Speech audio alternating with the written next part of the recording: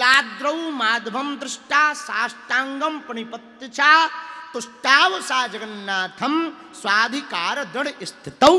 इतनी महिमा जगन्नाथ महाप्रभु की है कि यहाँ पंचकोशी में रहने वाले जीव जंतु भी नरक में नहीं जाते हैं, वे सब के सब ठाकुर जी के धाम को जाते हैं, सारूप्य मुक्ति प्राप्त करते हैं। कौन सी मुक्ति? सारूप्य मुक्ति। सालोक सायुज्य सारूप्य। सारूप्य मुक्ति ठाकुर जी के रूप के समान। सामीप्य, सालोक्य, सारूप्य और सायुज्य मुक्ति, ये 4 प्रकार की मुक्ति होती है। पर कौन सी मुक्ति मिलती है यहाँ वालों को? सारूप्य मुक्ति मिलती है। गीधे देह तज धरे हरि रूपा और भूषण बहुपट पीतयन।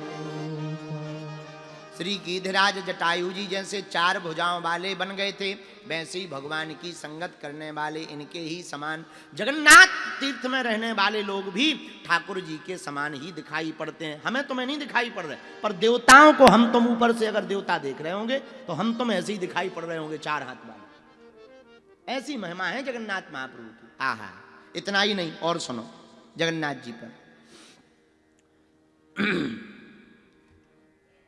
5 बट हैं पृथ्वी पर। कितने? 5।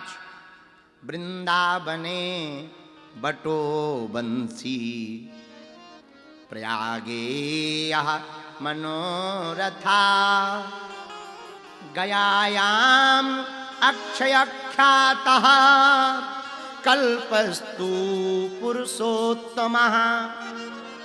5 बट हैं।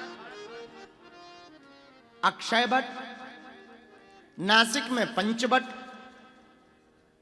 वृंदावन में बंसी बट, गया में गया बट, लेकिन यहां पर जो जगन्नाथ जी में बट है उसका नाम है कल्प बट। सीधा कहें कल्प वृक्ष। कल्प वृक्ष का अर्थ क्या है? कई कल्पों तक रहेगा, प्रलय कितना भी आ जाए पर ये नहीं जाएगा, और अभी भी है कई हजार सालों। यहां जगन्नाथ जी के जब तुम दर्शन करोगे तो कल्प वृक्ष मिलेगा। कल्प वृक्ष के ही नीचे मदन गोपाल जी हैं, छोटे से बाल मुकुंद जी। बाल मुकुंद जी छोटे से बाल मुकुंद जी हैं, बट के ही पत्ते पर विराजे हुए, अंगूठा ऐसे मुंह में दिए हुए। पूरा पृथ्वी जब जलमग्न हो जाती है तब ये बट नहीं जाता है, ये फिर भी जल में ही रहता है। जब पूरी पृथ्वी जलमग्न हो जाए, समुद्र अपनी सीमा तोड़ दे, महाप्रलय पड़ जाए, पर महाप्रलय में इस कल्प वृक्ष का बाल बांका नहीं होता है।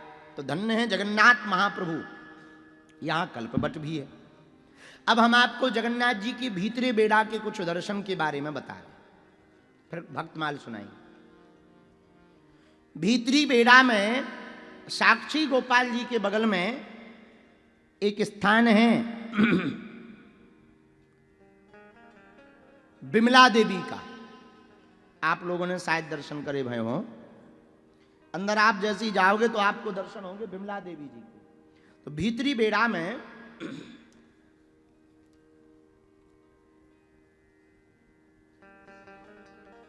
श्री जगन्नाथ भगवान की, श्री नीलांचल महाप्रभु की। अंदर जैसे ही आप दर्शन करोगे तो आपको दर्शन होंगे बिमला देवी के। ये ठाकुर जी के पहले ही विराजमान होंगे। जब भूत भावन भोले बाबा सती का शरीर लेकर के दौड़े यत्र तत्र, तो सती के चरण यहाँ गिरे। तो ये 52 सिद्धपीठों शक्तिपीठियों में एक ये भी है बिमला देवी का। क्या नाम है? आद्य शक्ति। बोलो बिमला देवी की।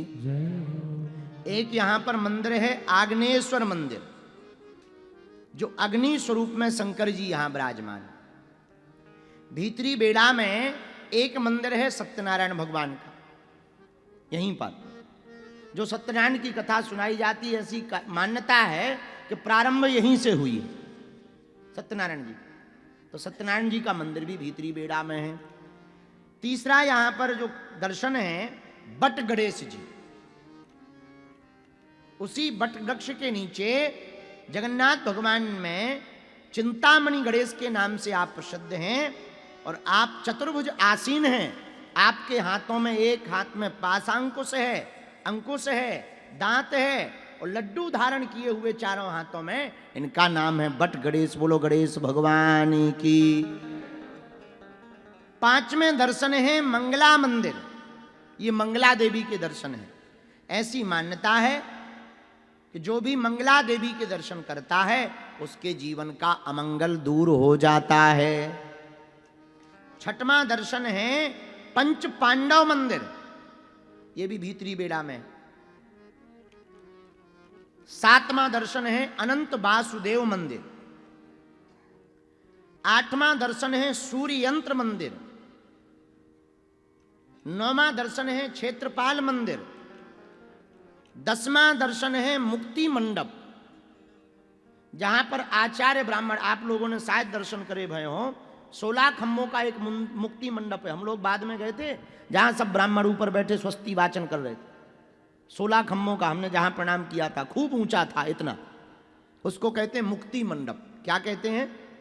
मुक्ति मंडप। वहां प्रणाम करने से साधारणतया कुछ भी प्रयोजन मत करो, मुक्ति हो जाएगी। जो गारंटी हमने पहले दिन कही थी कि बाकी चारों धाम सब भगवान के ही हैं, बद्रीनाथ, द्वारकानाथ, रामेश्वरनाथ और जगन्नाथ, चारों धाम ठाकुर जी के ही हैं। लेकिन चारों धामों में कहीं अगर गारंटी ली गई है मुक्ति की तो जगन्नाथपुरी में ली गई।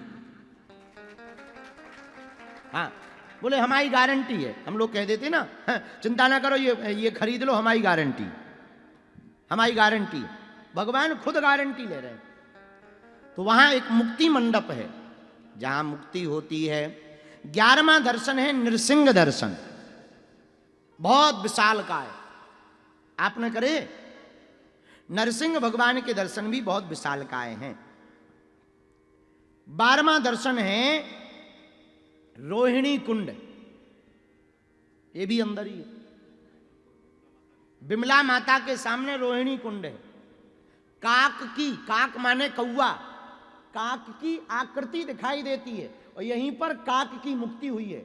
यही यम बोल रहा था, जो यम बोल रहा था कि कौवा तक नहीं मिल रहा, इसी कुंड के चक्कर में। हाँ, वहां एक कुंड है जिसका नाम रोहिणी कुंड है। रोहिणी कुंड की जो आकृति है वो काक यानी कौवा की आकृति है। कौवा की आकृति के कारण वहां पर पक्षी भी अपना उद्धार कर ले। जय बजरंग बली की। तुमने देखा होगा कि जब भंडारा चलता है, भंडारा छोड़ो, ऐसे समझो, गांव में आसपास रोडन पे एक्सीडेंट हो जाए और काऊ को पिट जाए, अगर ड्राइवर पकड़ो जाए तो भारी पिटाई हो, उनमें आधे वो लोग पीट ले जिनने कभी अपने लड़का हां तक नहीं पीटोगा, जिनकी औकात अपने बेटा को मारने की नहीं होता, बेबी ड्राइवर के ऊपर अपना हाथ साफ कर ले। हाँ, यही हाल रोहिणी कुंड में। जिन्हें कभी भगवत कृपा नहीं मिलनी है वे अपनी मुक्ति पा जाते।